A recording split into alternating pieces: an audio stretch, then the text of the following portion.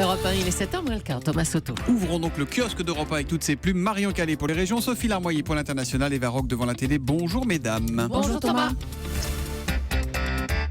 Revoilà Donald Trump, le tonitruant président américain fait la une de Direct Matin. Un premier mois au pas de charge.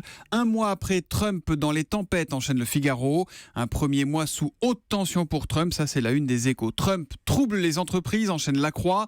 Certains entrepreneurs ont donné des gages au Made in USA prôné par le nouveau président.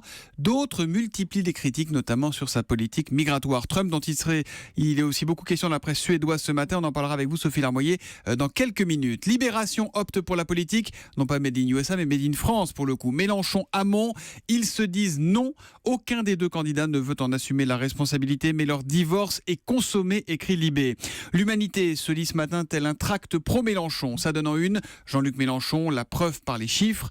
Alors que l'opinion regarde à droite, François Fillon et le plan des 2 B, François Baroin et Xavier Bertrand, font figure de favoris pour Matignon en cas de victoire de la droite. Le second joue la complémentarité avec François Fillon vis-à-vis du premier. Une certaine méfiance demeure, estime l'opinion. François Baroin d'ailleurs qui est à la une ce matin de l'Est éclair avec cette interview dans laquelle il évoque de nombreux thèmes et dans laquelle il assure qu'il n'est candidat à rien.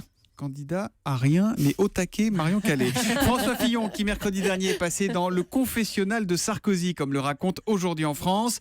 Et le candidat de la droite a confié à son ancien patron avoir vraiment songé à se retirer de la course face au tollé provoqué par l'affaire Pénélope. Si tu es déterminé, il faut que tu ailles jusqu'au bout, lui a alors conseillé Sarkozy entre la poire et le fromage. Mais quand même, l'ex a pris un plaisir gourmand, nous dit-on, à lui dire qu'il n'aurait jamais dû promettre de se retirer si la justice le rattrapait. C'était sa petite vengeance sourire sarkozyste qui a encore la tirade de Fillon sur le général de Gaulle mise en examen en travers du gosier. Bon, tout cela n'est pas dénué d'arrière-pensée, nous raconte Nathalie Chuc dans son papier. Impossible de gagner la présidentielle sans baiser la babouche de l'ex, comme disent les moqueurs. François Fillon qui sait qu'un déjeuner avec l'ancien président vaut son pesant de voix chez les sarcostalgiques. Reste une question, quel intérêt pour Nicolas Sarkozy? Lucide sur le fait que sa carrière politique est terminée, il veut rester comme le parrain de la famille, son protecteur. C'est un pur truc d'égo, décrypte un cadre Les Républicains. Il se voit comme la référence ultime à droite, le faiseur de roi. Bon, pour l'instant, on ne sait toujours pas qui aura la fève le 7 mai prochain. Marion Calais, vous êtes très impatiente ce matin. 3-1 de la presse quotidienne régionale, s'il vous plaît. L'agriculture en deuil dans la République du Centre après la mort de Xavier Belin, né dans le Loiret. Le journal d'Orléans consacre 2 pages au patron de la FNSEA fauché par une crise cardiaque. Portrait double face d'un militant charismatique et d'un businessman de l'agroalimentaire. Dans le journal du Centre, des transporteurs qui crient à la concurrence déloyale. Avec la circulation des camionnettes venues des pays de l'Est, elles roulent sans contrainte de pause ou de jour d'interdiction et transportent pourtant souvent des marchandises françaises. Eux prennent le parti d'en rire, les participants au carnaval alsacien de la région Grand Est au démantèlement de Fessenheim. Ici, souligne les dernières nouvelles d'Alsace, on s'empare des grands sujets d'actualité et on en profite pour en rigoler. L'histoire du jour met Mickey à la une et même Mickey à la barre. Oui, Marion. parce que Mickey est accusé de provoquer des vertiges. Le juge des référés est donc saisi par une jeune femme de 27 ans qui assure qu'un tour de Space Mountain, cette attraction phare de Disneyland, ça part très très vite et très fort. exactement, a gâché sa vie. C'était en 2013. La jeune Picarde raconte dans l'Union ce matin avoir senti sa tête claquer contre les arceaux. À la fin, dit-elle, j'avais des vertiges rotatoires. Je ne pouvais plus mettre un pied devant l'autre. Et la situation qu'elle pensait passagère s'éternise. Un médecin diagnostique un traumatisme à l'oreille interne. Aujourd'hui donc, faire le ménage, tourner la tête à un stop, danser, tout ça rime avec tomber. La jeune femme qui travaille désormais à temps partiel, qui a dû se battre pour conserver son emploi, veut désormais être reconnue comme une victime. Ce n'est pas passé loin. En 2015, Disney avait proposé une indemnisation de près de 30 000 €. Depuis, plus de nouvelles, d'où ce référé. Son avocat assure même que l'histoire de sa cliente n'est pas un cas isolé. Ça reste une parole d'avocat qui devra être évidemment prouvée et établie devant la justice. À la une de la presse suédoise, donc le ministère des Affaires étrangères suédois qui demande, Sophie Larmoyer, des clarifications au département d'État américain. Oui, il voudrait comprendre ce qu'a voulu dire Donald Trump samedi soir lors de son meeting en Floride alors qu'il évoquait la nécessaire sécurité des États-Unis. Regardez ce qu'il se passe en Allemagne. Regardez ce qu'il s'est passé hier soir en Suède. La Suède, qui l'aurait cru? La Suède.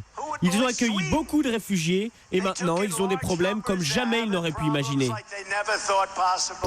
Alors évidemment, on a entendu ça, on a tous vérifié et on n'a rien trouvé. Qu'est-ce qui s'est passé en Suède? On a raté non. quelque chose ou Non, quoi? rien. Rien. Rien. D'ailleurs, la presse suédoise a relayé les réactions amusées de Twitter, à commencer par le message de l'ancien Premier ministre Carl Bildt, qui a écrit « La Suède, un attentat, qu'est-ce qu'il a fumé ?» Un autre tweet qui a bien eu l'Eurovision, était-ce vraiment si horrible, président Trump? Et puis certains publient des plans secrets pour un attentat en Suède, accompagnés des notices de montage d'un meuble Ikea. Bon, c'est-à-dire, au-delà de leur sens de l'humour, ça doit les agacer quand même, les Suédois, parce Bah qu'il oui, a ça les raconté agace. n'importe quoi. Le quotidien Aftonbladet titre « Trump est le roi des fake news » quand son confrère Dagens Nyheter écrit qu'il invente des choses afin de peindre un monde menaçant. D'ailleurs, la Suède serait une cible appréciée des populistes qui inventent régulièrement des no-go zones où s'appliquerait la charia sans contrôle de l'État. C'est au point, explique le journal, que les ambassades suédoises ont maintenant des manuels pour les aider à contrer ce flux d'articles truffés d'infos totalement loufoques. Bon, mais quand même, il n'a pas dit ça complètement au hasard, Donald Trump, si? Alors, il y a peut-être une piste pour expliquer cette bourde. Le quotidien Expressen rappelle que Trump parfois confond les noms. Dans sa biographie en 87, il avait prétendu avoir des racines en Suède à Karlstad. En fait, c'était en Allemagne à Kallstadt. Et bien là, le quotidien britannique Le Guardian suggère que peut-être Donald Trump a confondu Sweden, la Suède, et Siwan, cette ville du Pakistan où plus de 85 personnes ont été tuées dans un attentat suicide vendredi. Et ça, malheureusement, c'est vrai. Alors lui, il a réagi vivement par tweet à Donald Trump. Il a dit qu'en fait, il a été induit en erreur par un reportage qu'il a vu à la télé qui parlait Sur Fox du News problème des vendredi soir. immigrés Absolument. qui se trouvaient en Suède.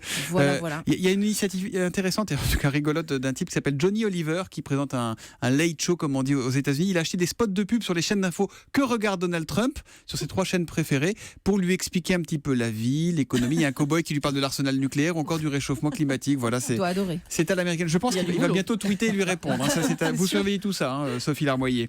En attendant, on allume la télé chez nous. Ce que ne regardera pas Donald Trump, c'est la programmation qui devrait faire plaisir aux enfants. Eva Et Rock. oui, aux grands aussi. Sur Gulli, par exemple, vous allez faire la connaissance de James. Alors, c'est un petit garçon orphelin qui est embarqué dans une aventure à bord d'une pêche géante. Et il a en guise de camarade une sauterelle, un ver de terre, une luciole, une araignée et un mille-pattes, direction New York. C'est génial. Il y a un grand parc plein de plantes, Madame Coccinelle. Central Park, Et des tas de cavernes pour se cacher. des nightclubs. Mon père disait que c'est une ville où les rêves deviennent réalité. Alors, c'est un film féerique qui est signé Disney, mais qui est produit par Tim Burton. Donc c'est dont James vous et allez la pêche géante, ça s'appelle comme ça. Exactement, dont vous allez retrouver totalement l'univers. Le film se métamorphose en dessin animé au bout d'une vingtaine de minutes. Et c'est pas sans rappeler un autre film de Disney qui était sorti 30 ans Vous dites auparavant. Disney, vous Disney, oui. Disney, hein. Qu'est-ce que vous dites, Vous vous dites un slip. Allez-y. Et il y a 30 ans, vous entendiez ça aussi chez Disney.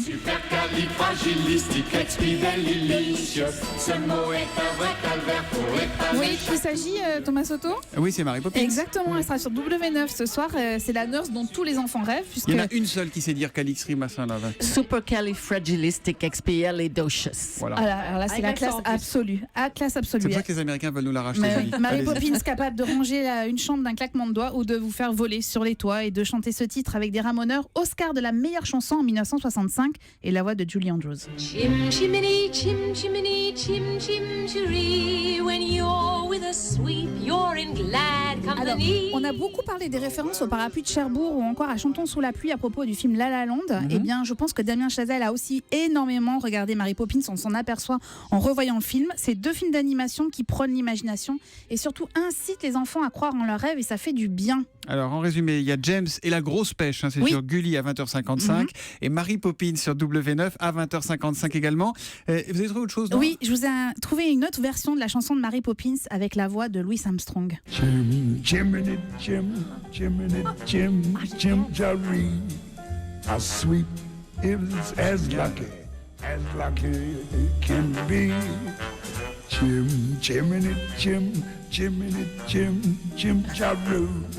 Ce petit swing vous était offert par le kiosque d'Europe 1. À demain, les kiosquières.